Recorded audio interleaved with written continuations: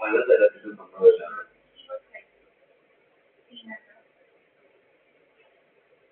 നമസ്കാരം.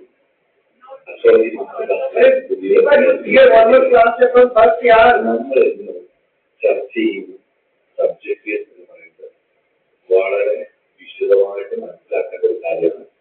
അത് ഈ ഒരൊറ്റ എപ്പിസോഡിൽ തീരില്ല. പക്ഷേ ഒരു ബേസിക് നോളജ് ഇതിനെക്കുറിച്ച് മനസ്സിലാക്കാൻ വേണ്ടിയിട്ടാണ് നമ്മൾ ഈ ക്ലാസ് എടുക്കുന്നത്.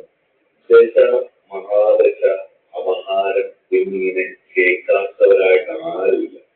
ജ്യോതിഷ വിദ്യാർത്ഥികളായിക്കോട്ടെ, ജ്യോതിഷത്തോട് താല്പര്യമുള്ളവരായിക്കോട്ടെ, അല്ലെങ്കിൽ ജ്യോതിഷ വിശ്വാസികൾ മാത്രമായിട്ടുള്ളവരായിക്കോട്ടെ, ആര് തന്നെയായാലും നിരന്തരമായി കേൾക്കുന്ന ഒരു വിഷയമാണ് ദശ.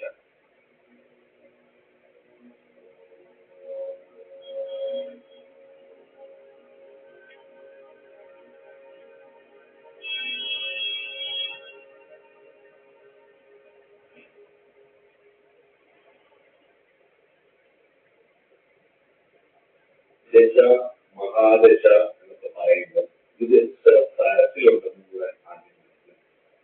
എത്രയോ ദശ അന്വേഷിച്ച് ചെല്ലുമ്പോൾ അതിനൊരു കയ്യും കണക്കില്ല.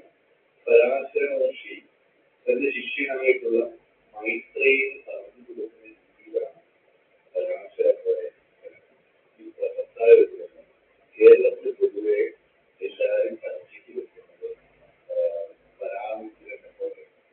പക്ഷേ പരാമിത്രന്റെ കുറച്ച് ദിവസത്തെ സൂക്ഷ്മ ശികള് പോരാത്തിലേക്കാണെന്നുള്ള രീതിയിൽ പരാശരിയിൽ കുറിക്കുമ്പോൾ കൃഷ്ണമൂർത്തി പദ്ധതിയിൽ ഈ നക്ഷത്ര അടിസ്ഥാനത്തിലാണ് തിരിക്കുന്നത് എന്നുള്ള വ്യത്യാസം. അപഹാരനാഥന്റെ കാലയളവ് അത്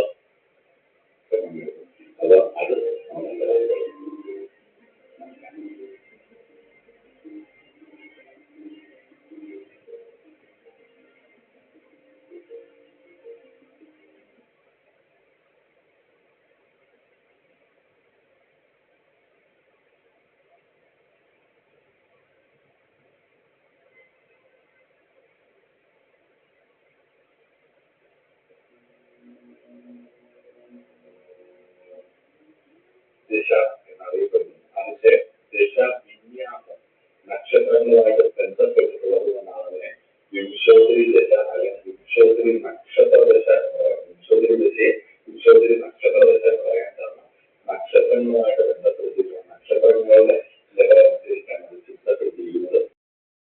രാശി, അതായത് 120 അതിന്റെ 120 ഡിഗ്രിയിൽ ഓരോ നക്ഷത്രങ്ങൾ വിഭജിച്ചിട്ട് ആ 120 ഡിഗ്രിയെ ഒരു മനുഷ്യായിട്ട് 120 വർഷമായിട്ട് 9 ഗ്രഹങ്ങളുടെ പല രീതിയിൽ പകുതി വെച്ചിട്ടുണ്ട്. ഉദാഹരണത്തിന് മേടരാശിയിലെ അശ്വതി ഹിന്ദുവിൽ തുടങ്ങി ബുധനിൽ ആയിരം നക്ഷത്രത്തിൽ അവസാനിക്കുമ്പോൾ ഫസ്റ്റ് 150 ഡിഗ്രി അവിടെ തീരുക.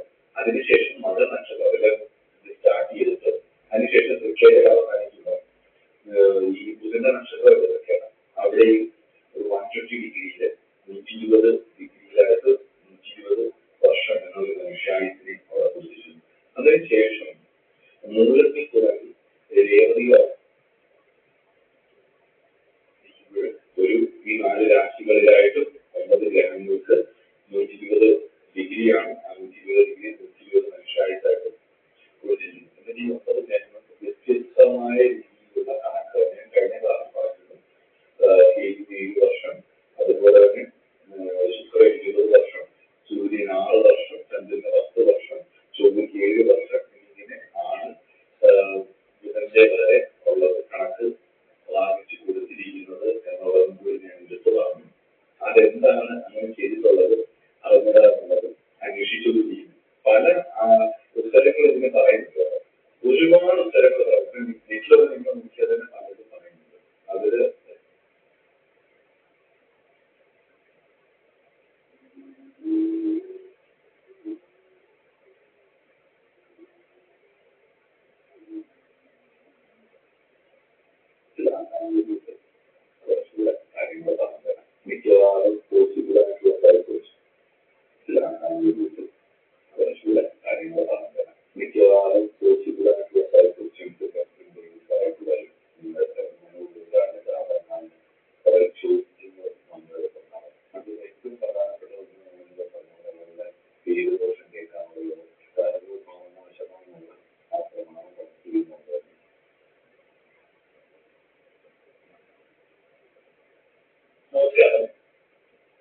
ആസ്ട്രോണമി മാസ്റ്റർ ക്ലാസിന്റെ പുതിയൊരു അധ്യായത്തിലേക്ക് ഏവർക്കും സ്വാഗതം. നമ്മൾ ഇന്ന് മുതൽ പഠിക്കാൻ പോകുന്നത് രാശിചക്രത്തിന്റെ 12 രാശികളുടെ ചിഹ്നവും അതിന്റെ പേഴ്സണാലിറ്റികളെ കുറിച്ചും. രാശിചക്രത്തില് ചന്ദ്രനെ വെച്ചാണോ നോക്കേണ്ടത്, ലഗ്നത്തെ വെച്ചാണോ നോക്കേണ്ടത് ഒക്കെയുള്ള കണക്കുകളാണ് പലപ്പോഴും.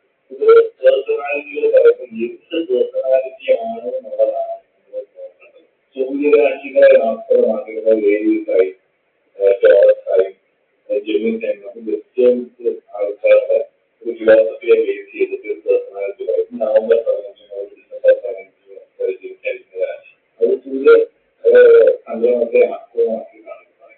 അതേപോലെ തന്നെ ഗോചരത്തെ ആസ്പദമാക്കിയിട്ട് ചന്ദ്രന്റെ സംക്രമണത്തെ ആസ്പദമാക്കുന്നത് വ്യാഴമാറ്റം, അതേപോലെ കണ്ടകശിനി, ഏഴരശനി എന്നൊക്കെ പറയുന്നത് മൂന്ന് സൈനിനെ വെച്ച് ചന്ദ്രനെ ആസ്പദമാക്കി.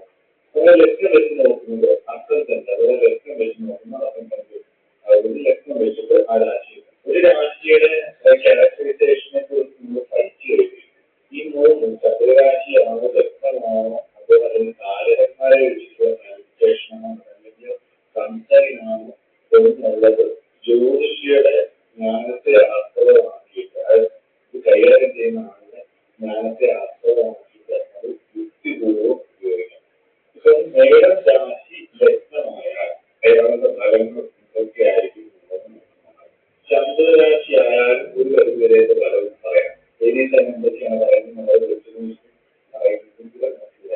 അപ്ലൈ ചെയ്ത് നോക്കാം. അതൊക്കെ പഠിക്കുന്നവരെ ലഭിക്കാൻ പൊതുവെ മേടം രാശിയുടെ ഒരു സ്വഭാവം എങ്ങനെയാണെന്നുള്ളത് പഠിക്കാം. അസ്ട്രോളജി മാസ്റ്റർ ക്ലാസിന്റെ പുതിയ അധ്യായത്തിലേക്ക്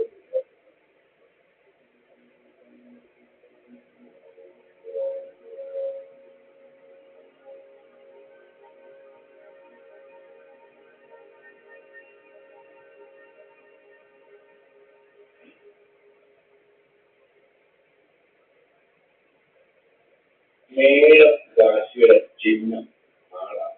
ആ ചിഹ്നത്തിന് ഒരുപാട് പ്രത്യേകത. അഗ്നിരാശിയാണ്, ഫയറി സൈനാണ്, അതായത് ജ്വലിക്കുന്ന രാശിയാണ്. അതുപോലെ തന്നെ ജലരാശിയാണ്, മൂന്ന് സൈനാണ്. നല്ലതിലേക്ക് ചീത്തയിലേക്ക് ഒരുപോലെ സാഹചര്യങ്ങൾക്കനുസരിച്ച് എത്താൻ കഴിയും. കുജനാണ് ഈ രാശിയുടെ ആരോഗ്യം. അഗ്നിരാശിയും കൂടി ആയതുകൊണ്ട് തന്നെ